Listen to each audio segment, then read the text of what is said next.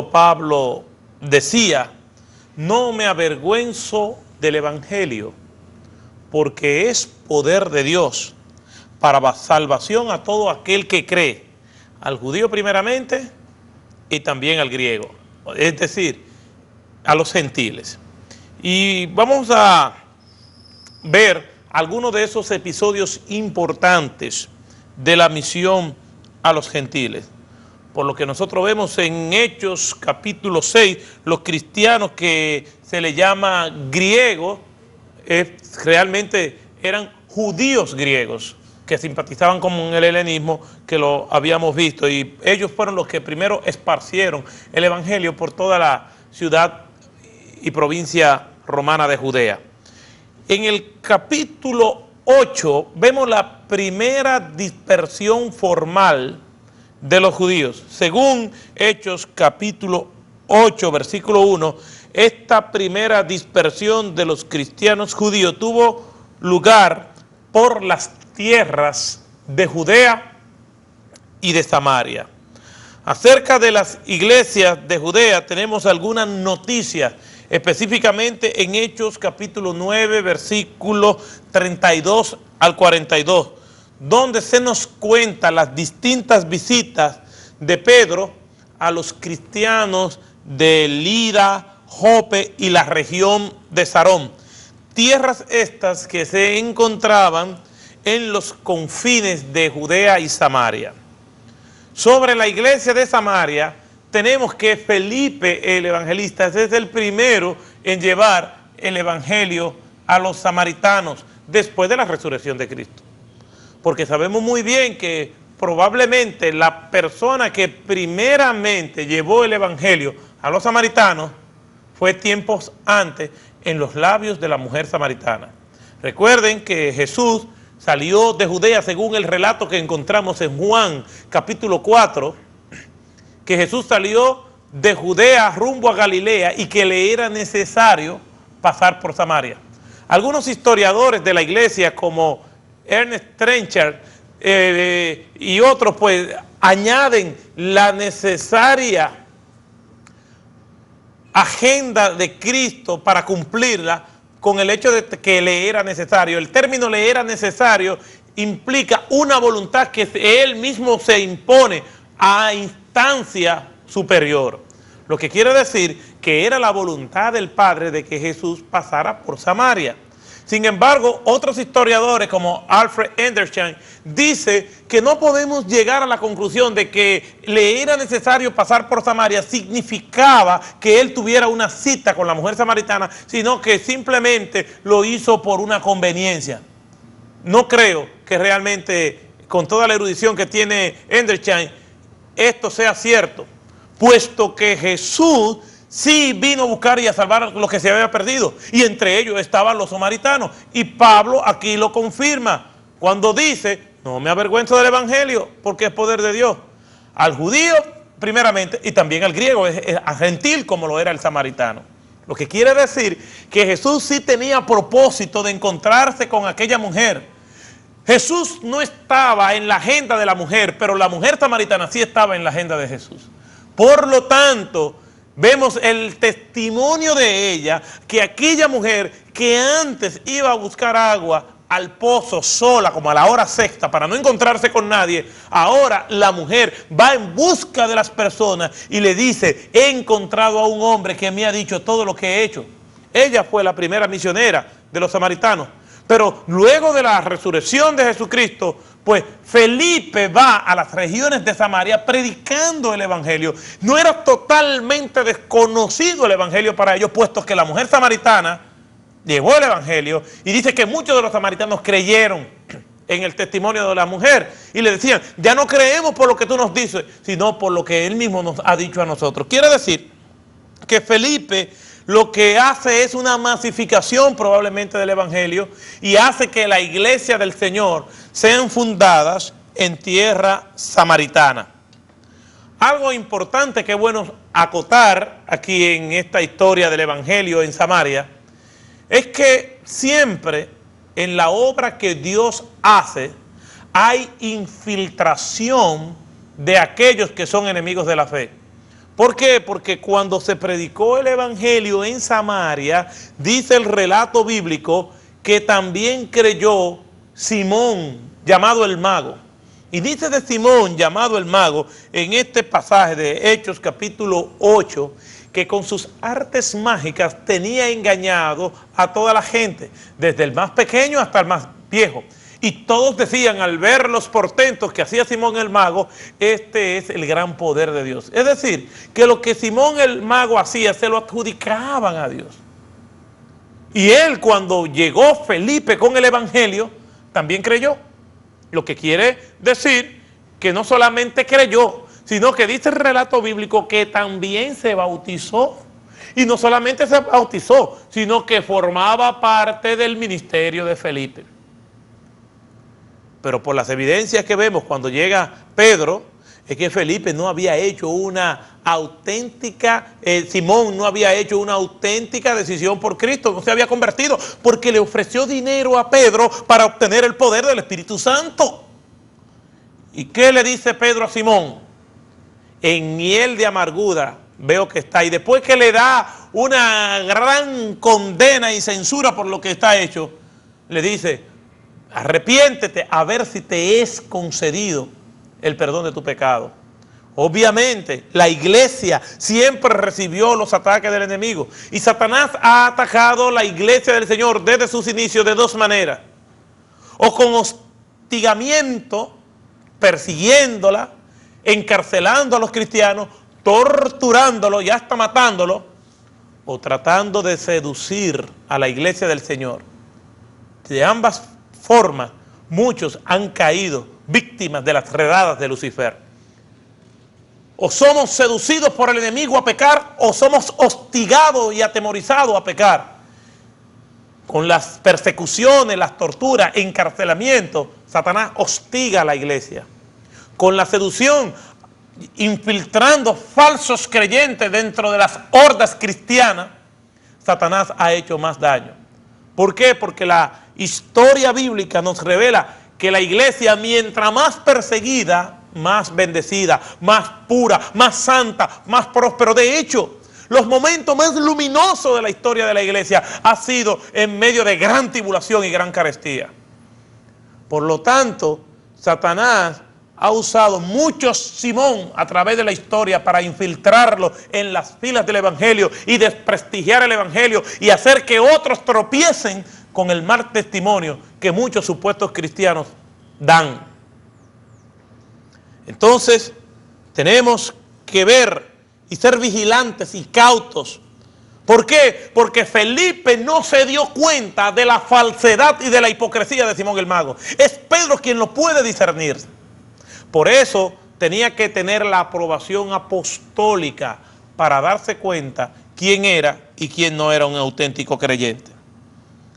Del capítulo 8 del libro de los Hechos, saltamos a otro evento sumamente importante y trascendente, y es la conversión de Pablo. Vamos a dar una breve reseña de la conversión de Pablo, para que de ahí entonces comencemos a analizar su obra después de ver una panorámica completa de lo que es la obra que este hombre hizo. Pablo, que más tarde es llamado apóstol de los gentiles, era oriundo de la ciudad de Tarso. La ciudad de Tarso, y el nombre que él tenía era Saulo, y se le fue cambiado por Pablo. Pues Pablo era oriundo de la ciudad de Tarso, una ciudad, como él dice, no poco importante, o sea, una ciudad muy importante. Allí, en la ciudad de Tarso, fue nada más y nada menos que gobernador el gran Cicerón, el gran orador de la antigüedad y tribuno de César. Allí también en la ciudad de Tarso había una universidad, que ya hablamos de eso, donde la escuela de medicina era muy importante, y una ciudad que le daba mucha trascendencia y prioridad a la cultura. Pues de allí es el apóstol Pablo. Pablo probablemente se educó o viajó a Jerusalén para educarse a los 13 años, que era 12, 13 años cuando comenzaba la formación rabínica de muchos de estos hombres. Y allí pues entró en contacto directo con el judaísmo y comenzó entonces a formarse como un fariseo y llegó a ser una persona notable. Tanto es así que, como dice la crónica bíblica, fue educado a los pies de Gamaliel. Pues Pablo, una vez estando ya pues adulto, inició su vida rabínica con un celo extraordinario. Cuando Pablo está dando su currículum en el libro de los Filipenses, capítulo 3, él dice: si hay alguien que tiene de qué confiar en la carne, ese soy yo. Como quien dice, si hay alguien que tiene razones de sentirse orgulloso, arrogante, petulante y superior a los demás, ese soy yo, dice el apóstol Pablo. ¿Por qué? Porque fui circuncidado al octavo día, dice Pablo. Educado a los pies de Gamaliel, hebreo de hebreo, en cuanto a la ley, fariseo de la tribu de Benjamín. Y dice además, y perseguidor de la iglesia. Porque era un orgullo para Pablo, en su época, antes de ser un seguidor de Cristo, decir que él era un perseguidor de la iglesia. Pero Pablo, en el capítulo 9 del libro de los Hechos, tiene un encuentro personal con Cristo. No porque él estuviera buscando a Cristo, sino porque Cristo lo estaba buscando a él. Como dice la palabra, ninguno puede venir a menos que mi Padre que está en los cielos le traiga. Y Pablo, ya en el capítulo 9, al describir la descripción de su conversión, se nos da a entender que había cristianos en Damasco. O sea que el evangelio ya se había propagado a la ciudad de Damasco, porque Pablo, dice la crónica en el capítulo 9 del libro de los Hechos, que iba respirando aires de amenaza en contra de los cristianos, rumbo a la ciudad de Damasco. Entonces, esa es una ciudad mucho más distante que la ciudad de Jerusalén. Además, en Hechos 11:19 se nos dice que los que se esparcieron por motivo de la muerte de Esteban fueron mucho más allá de Judea y Samaria, hasta Fenicia, Chipre y hasta Antioquía llegaron. ¿Qué quiere decir? Que junto con la persecución estaba la propagación del evangelio. En todo caso, todo parece indicar que todas estas personas que se esparcieron a causa de la persecución eran personas judías y que sus convertidos también eran judíos en primera instancia. Sin embargo, pronto la nueva fe comenzó a extenderse más allá de los límites del judaísmo. Por la obra de Felipe también podemos ver que hubo muchas conversiones. Pero hay algo que resalta en cuanto a la actitud de la iglesia con relación al apóstol. Y es bueno que también nosotros lo veamos. En Hechos capítulo 9, versículo 11, se nos dice que Dios encomienda a Ananías a que vaya a asistir al apóstol, que en ese tiempo todavía no lo era, que vaya a asistir a Saulo. Siempre que Dios ha llamado a su siervo, de alguna manera u otra, sus siervos siempre ponen algún tipo de objeción. Por ejemplo, cuando el Señor llama a Moisés, Moisés puso objeciones. Siempre hay como algún tipo de resistencia, porque nadie se niega a tener una comunión con Dios, disfrutar de la presencia del Señor, disfrutar de esa comunión hermosa que tenemos, un tremendo servicio, hagamos algunas enramaditas. El problema está cuando el Señor nos dice, ve y haz mi obra. Y allí estaba Ananías con una tremenda encomienda, ir a darle asistencia a Pablo, el perseguidor, el torturador, el asesino, el que tantos males le había causado al pueblo de Dios, como dijo el mismo Ananías. Entonces Ananías va allí. La iglesia del Señor siempre ha sido convocada por Dios para hacer su obra, no importando los riesgos. La iglesia del Señor desde un inicio ha tenido que pagar un precio muy alto para ser fiel a Dios. De manera colectiva o de manera particular. Y acá vemos a un Ananías sometido al Señor. También vemos en este mismo capítulo 9, versículo 19, a un Pablo asistido por los que antes él perseguía. Ahora es asistido por ellos.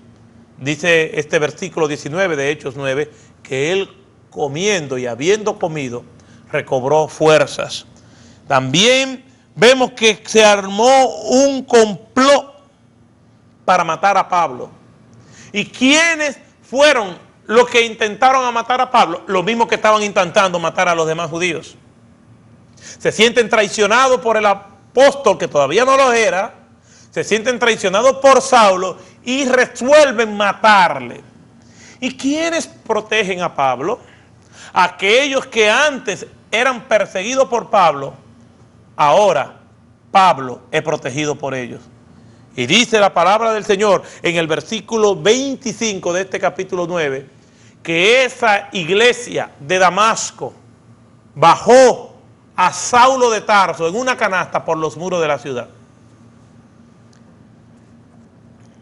Y una de las aplicaciones que encontramos de esta actitud de la iglesia es que la iglesia estaba bajando a Saulo, no al gran apóstol Pablo.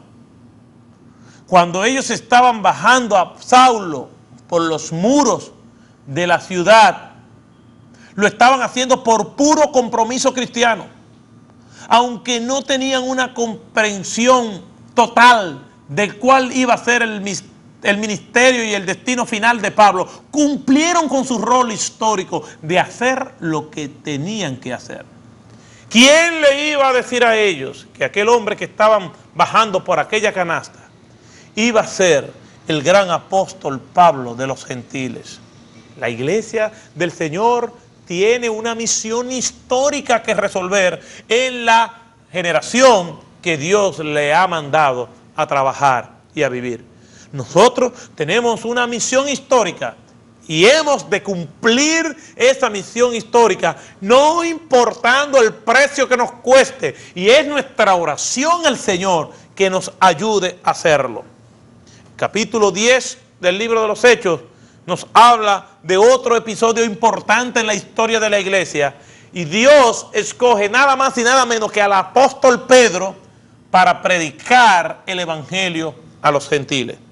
Este capítulo 10 nos presenta a Pedro y a Cornelio, en el que Pedro, tras recibir una revelación directa de Dios, le ordena ir en busca de un gentil llamado Cornelio para bautizarlo, y a muchos que se habían reunido en la casa de Cornelio junto con él.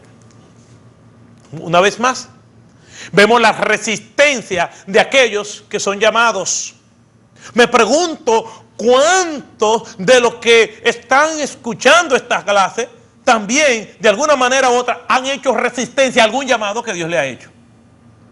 Yo no sé si ustedes, los que me escuchan, han hecho esta resistencia, pero yo lo hice también cuando el Señor me estaba llamando. Cuando el Señor me estaba llamando y convocando al santo ministerio, duré aproximadamente 2 años huyendo de ese llamado. Pero ¿a dónde iré y a dónde huiré de su espíritu?, dice la Biblia. Y no me quedó otro remedio que abrir mis brazos y rendirme al Señor. Y de eso hace ya aproximadamente 17 años. El apóstol Pedro, Dios lo llama y le dice: mira, tienes que ir donde Cornelio. Oh Señor, ¿cómo voy a ir donde un gentil? Y todo eso se lo hizo ambientado en una visión que Pedro tuvo. Cuando Pedro regresó a la ciudad de Jerusalén, la iglesia de Jerusalén pidió a Pedro una explicación de lo sucedido en casa de Cornelio. Y Pedro le contó acerca de su visión y de cómo Cornelio y todos los suyos habían recibido al Espíritu Santo. Ante esta explicación, los de Jerusalén, dice la palabra de Dios, que glorificaron el nombre del Señor.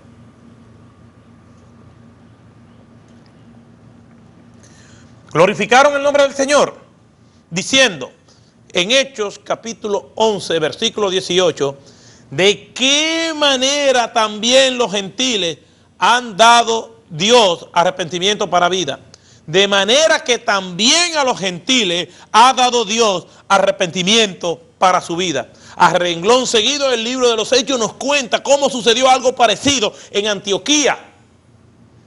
Pues algunos cristianos procedentes de Chipre y de Cirene empezaron a predicarle a los gentiles.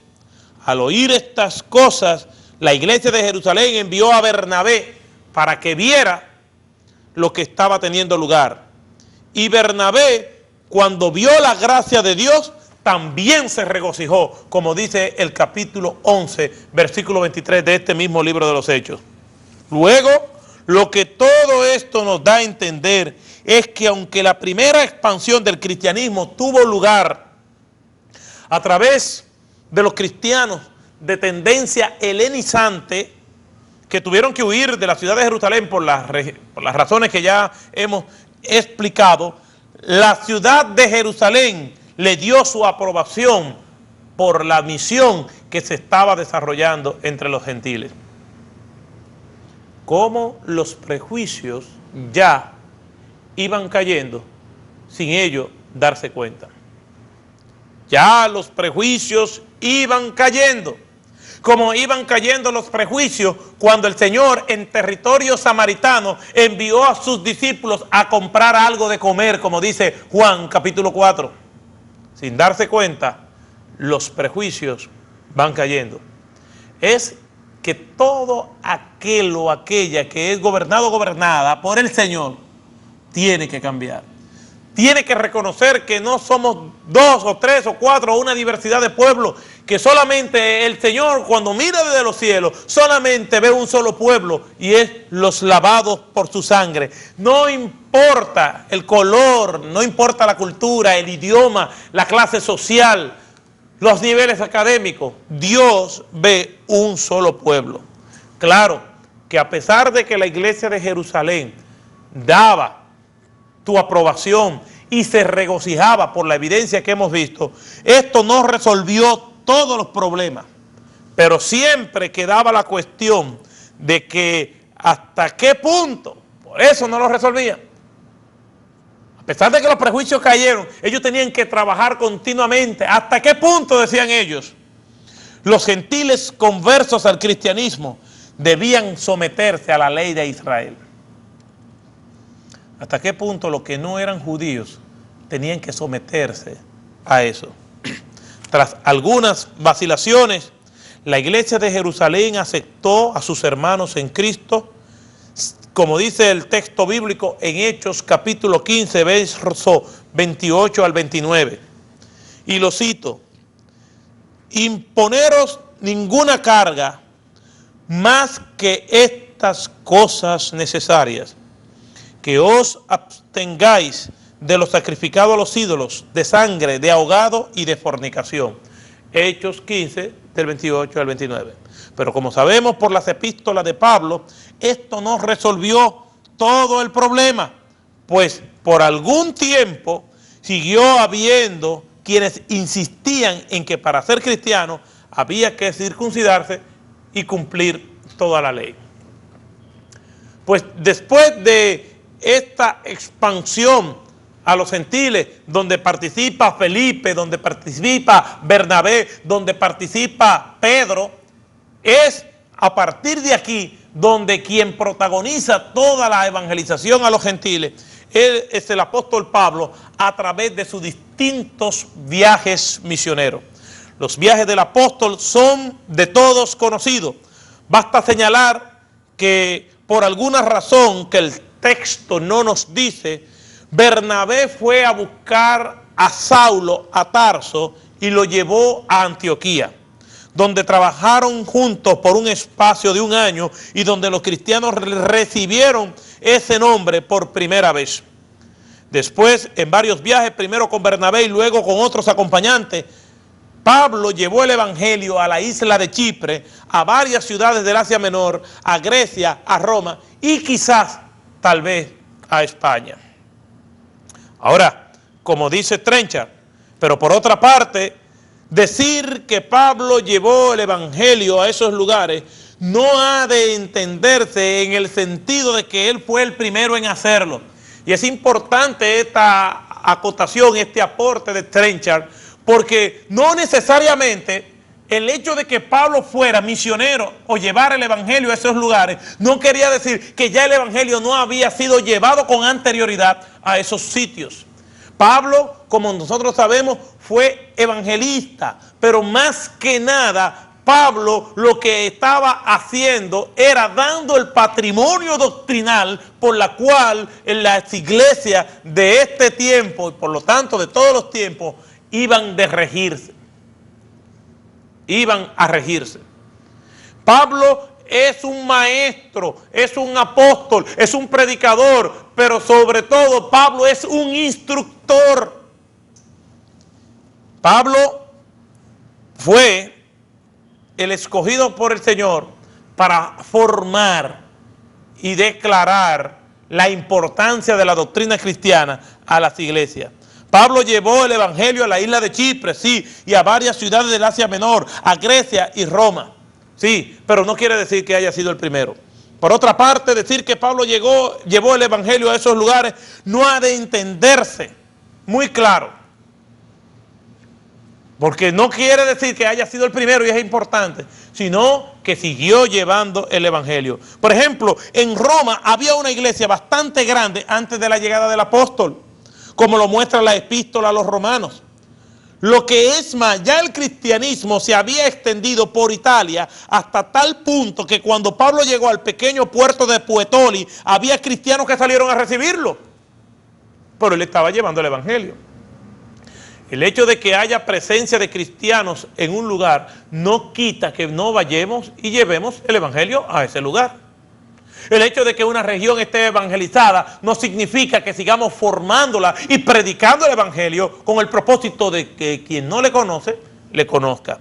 Esto encaja más bien en lo que hizo Pablo. Entonces, Bernabé y Marcos fueron con Pablo a Chipre. El judío alejandrino Apolo predicó en Éfeso y en Corinto. Y el propio Pablo decía que algunos predican a Cristo por envidia y otros por contienda. Pero no importa, dice Pablo, porque como quiera el evangelio de Cristo es anunciado, según dice en Filipenses capítulo 1, versículos 15 al 18. Todo esto quiere decir que a pesar de toda la importancia de la labor misionera de Pablo, entonces, en conclusión, podemos decir que la gran contribución de Pablo no fue solamente esta. La gran contribución de Pablo no fue la obra misionera que llevó aquí, que llevó allá, porque no es exclusiva de él. El gran aporte del apóstol son sus cartas.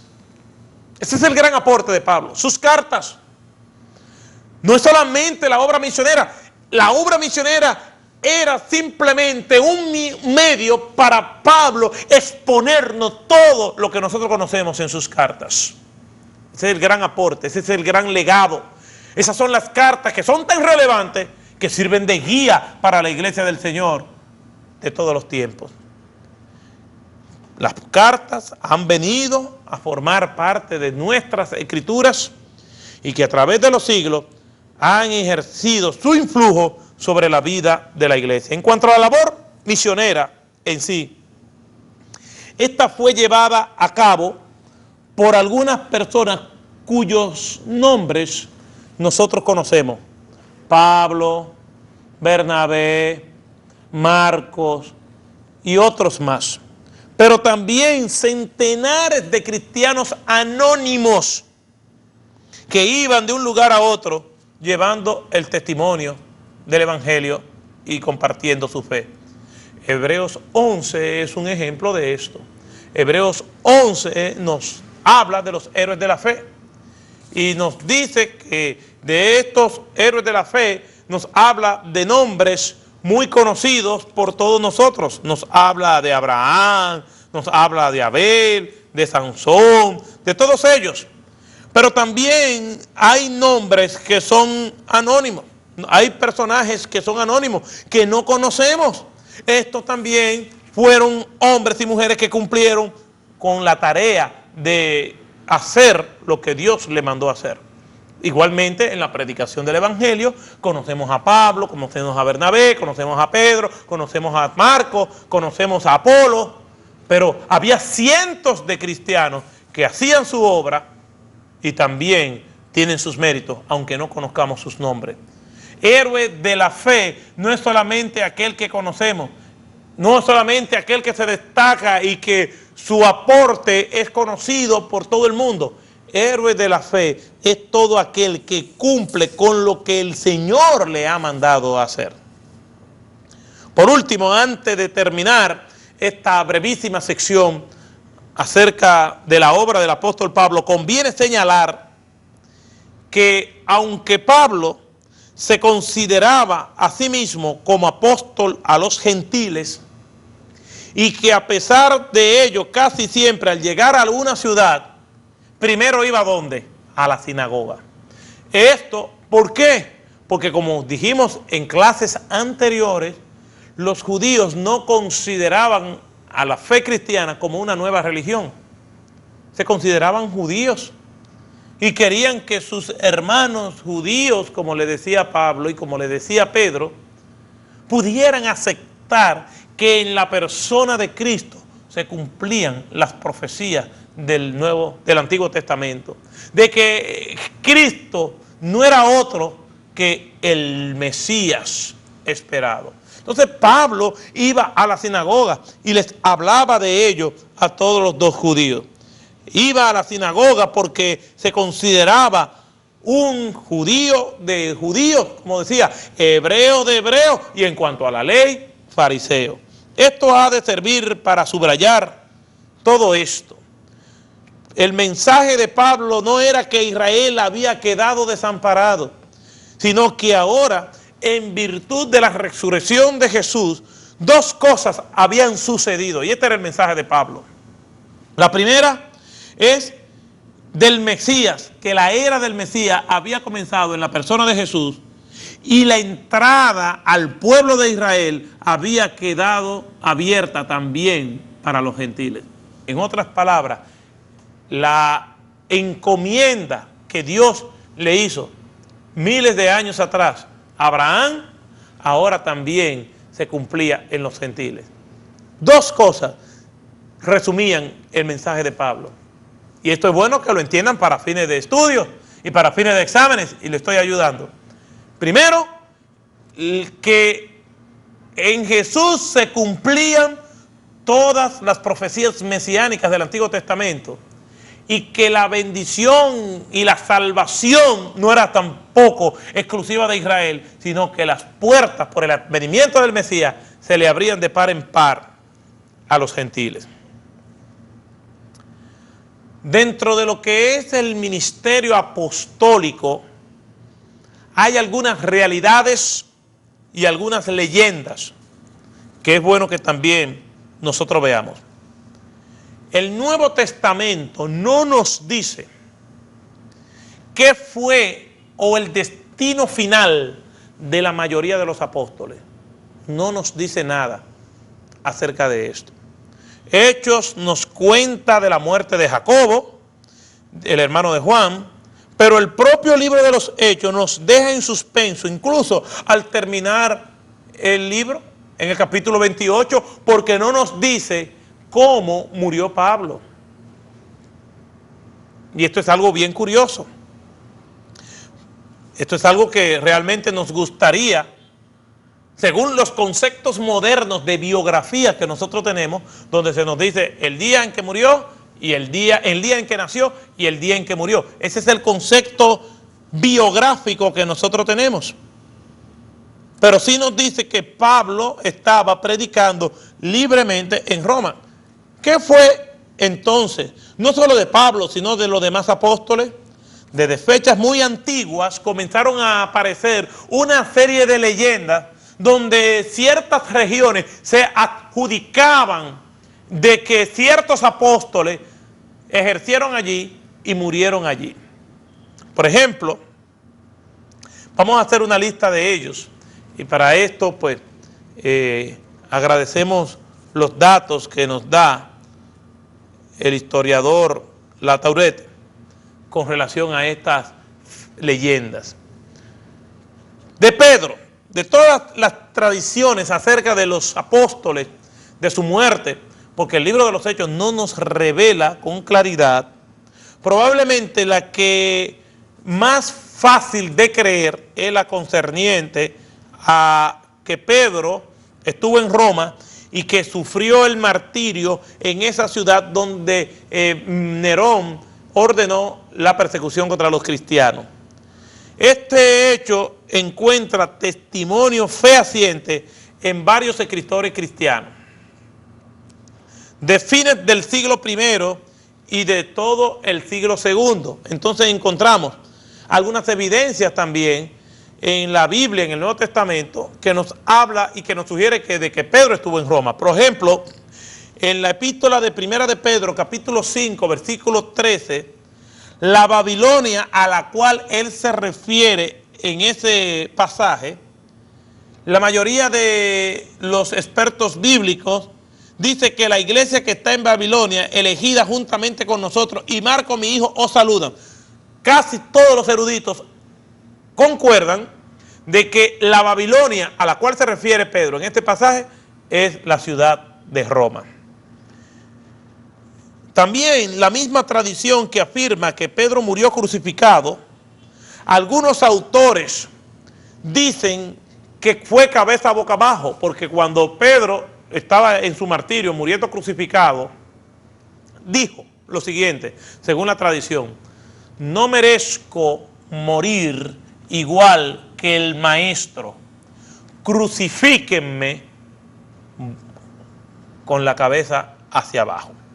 Entonces, algunos señalan que en Juan capítulo 21, versículos 18 y 19, alude a esta situación de Pedro, donde Jesús le dice lo siguiente a Pedro, y cito a Cristo, cuando dice: cuando eras más joven, te ceñías e ibas donde querías, mas cuando ya sea viejo, extenderá tus brazos y te ceñirá otro, y te llevará a donde no quieras.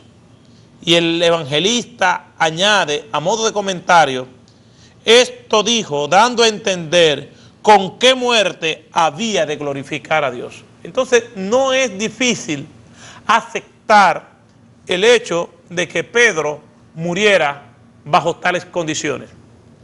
En el caso de Pablo, el apóstol, es más complejo. El libro de Hechos le deja predicando en Roma con relativa libertad. Todos los testimonios antiguos concuerdan en que murió en Roma, probablemente decapitado, durante la persecución de Nerón. Pero hay varios indicios de que Pablo realizó otros viajes posteriores a los que se cuentan en Hechos, entre ellos tal vez uno a España inclusive. Esto ha llevado a algunos a suponer que después de los acontecimientos que se nos narran en Hechos, Pablo fue puesto en libertad y continuó viajando hasta que fue encarcelado de nuevo y muerto durante la persecución de Nerón. Esta explicación resulta creíble, aunque no hay suficientes datos para asegurar esta exactitud. Otro de los apóstoles es el apóstol Juan, y que tiene su huella claramente definida en la historia de la iglesia.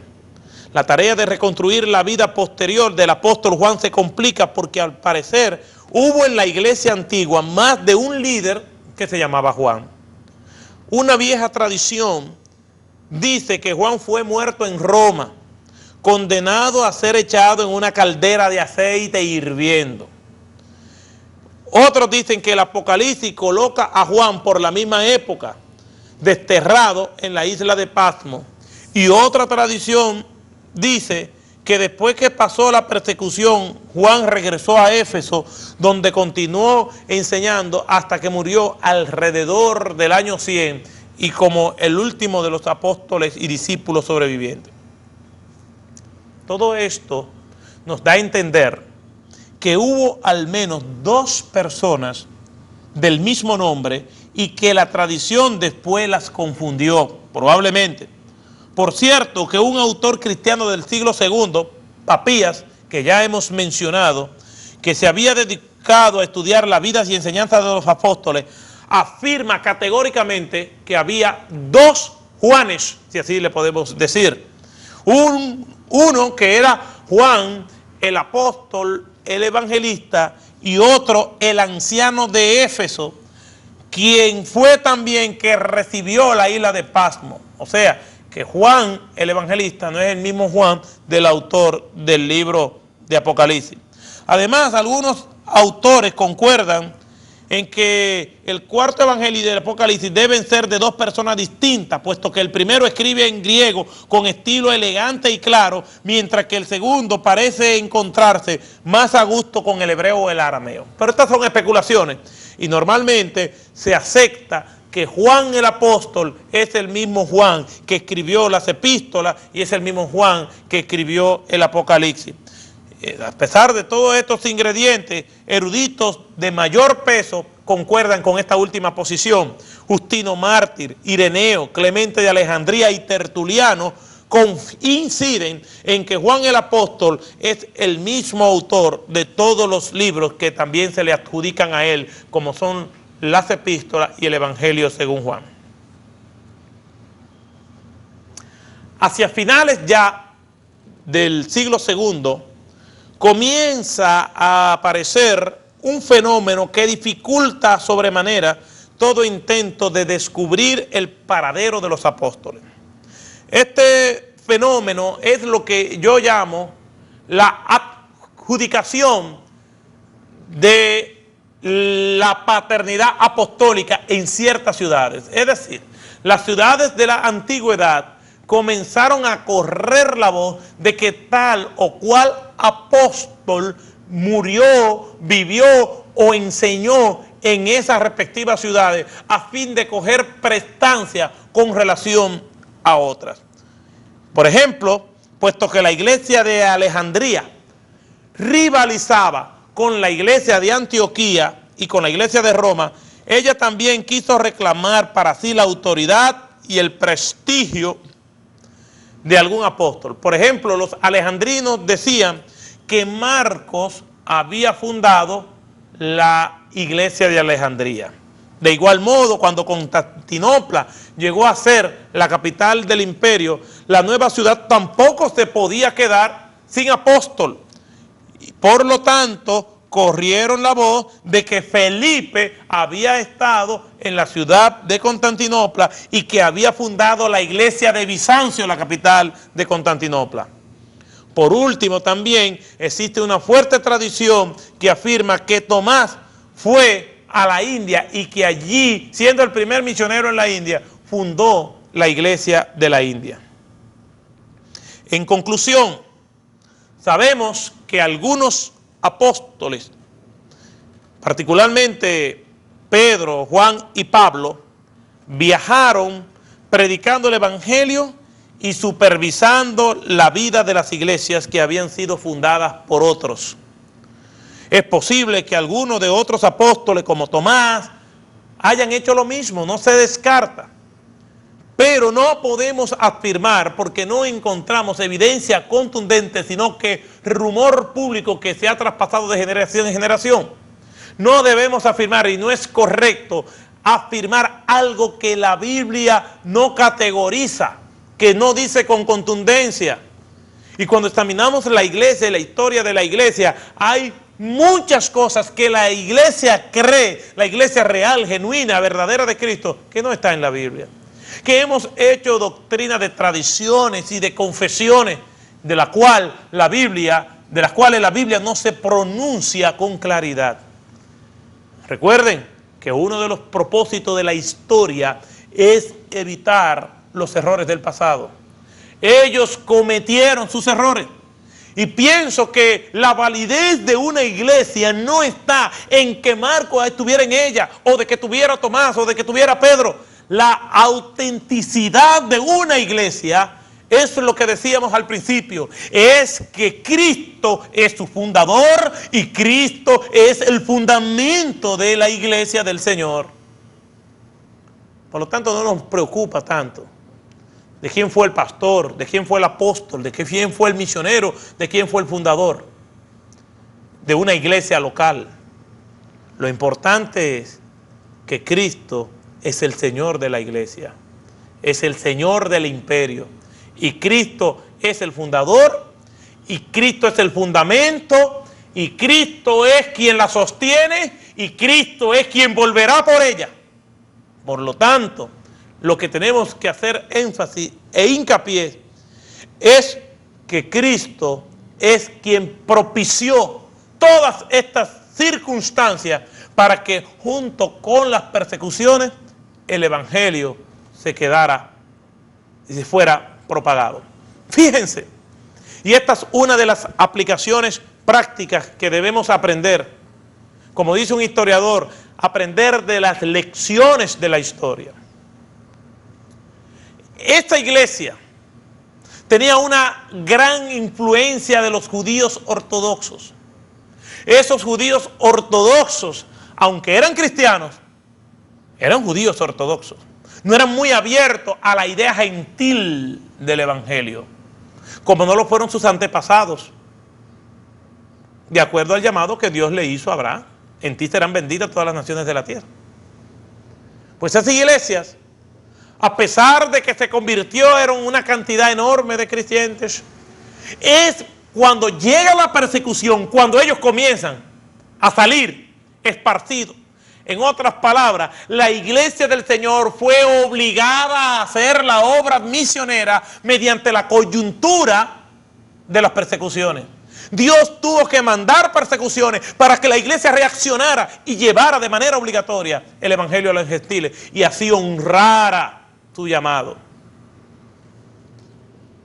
Muchas veces Dios se vale de medios muy drásticos para que su voluntad se cumpla.